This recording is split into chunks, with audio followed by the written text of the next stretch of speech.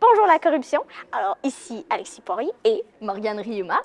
Aujourd'hui, on vous parle, encore une fois, d'un top 3 des maladies mentales étranges ou Funky, partie 2.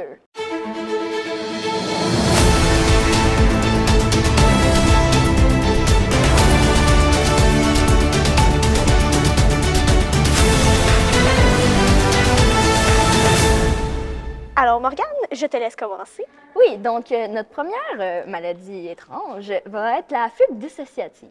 Donc en gros, le patient va soudainement ne plus se rappeler de qui il est et va juste déambuler quelque part, dans une ville, dans la forêt, n'importe quand. Et soudainement, ou si il va se souvenir qu'il est lui-même, mais il va faire « Oh, mais où suis-je? » Mais non, mais ça doit coûter un peu d'argent quand même. On avait vu un exemple sur le train. En effet, Et les gens qui toujours embarquent dans prendre le le train, train. c'est pas... non, tu t'en rends même pas compte. Ça fait peur aussi, tu te Ouais. réveilles, ah, je suis dans une forêt, la nuit, en pyjama, oups. Non, Pas de pyjama. ça doit pas être rassurant. Il y a plusieurs causes. On a grave crise émotionnelle et ou physique, prise de substances psychotropes, mais c'est des substances illicites. Nous, on prend pas ça, bien sûr. Nous, on est Non. des femmes sages. Et certaines maladies médicales. Quels sont les traitements? Donc, dans les traitements, nous avons l'hypnose. À noter que l'hypnose ne marche pas sur tout le monde. Même Freud le dit. En effet.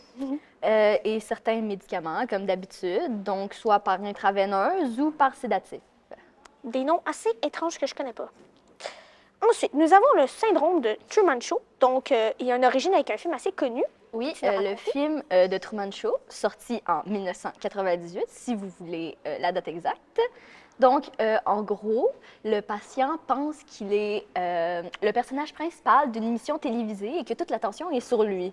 Exact. C'est comme si tu étais dans OD. Puis à un moment donné, tu pensais que tu étais dans OD, mais en fait, tu l'es pas. Faut faire attention. Aucun commentaire.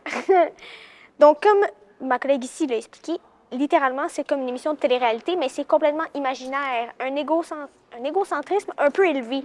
En Quelles en effet. sont les causes?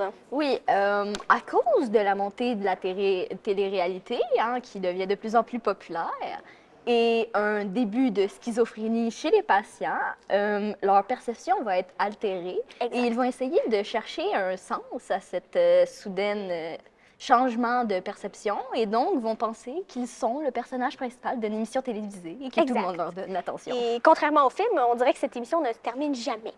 En effet. J'en viens au traitement. On a hospitalisation, médicaments et surveillance de près, ce qui est quand même...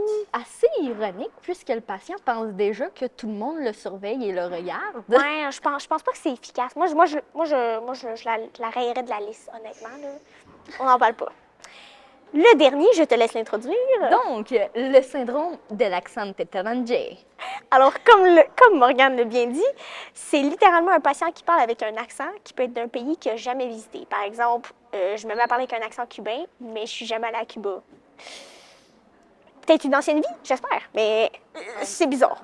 Les gens alentour pensent que celui-ci joue la comédie, donc rejet, intimidation. C'est horrible, c'est complètement horrible. C'est pas le fun. Ça règle pas la cause. On a aussi des difficultés du langage très, très présentes, donc bégayage, trouble, n'importe quoi.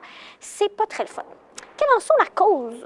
Donc, la cause peut être un dommage au centre de la parole dans le cerveau suite à un AVC ou à un traumatisme crânien, tel que les commotions cérébrales, donc les gars de foot. Faites attention. Oh oui, on vous watch. Nous avons des traitements, beaucoup. On a thérapie, technique linguistique et réduction de l'accent. Parfois même quelques médicaments. Oui, un médicament nommé donépézil, qui est d'habitude utilisé pour traiter l'Alzheimer, qui peut être administré. Sinon, ça peut partir tout seul, heureusement. Oh, on l'espère.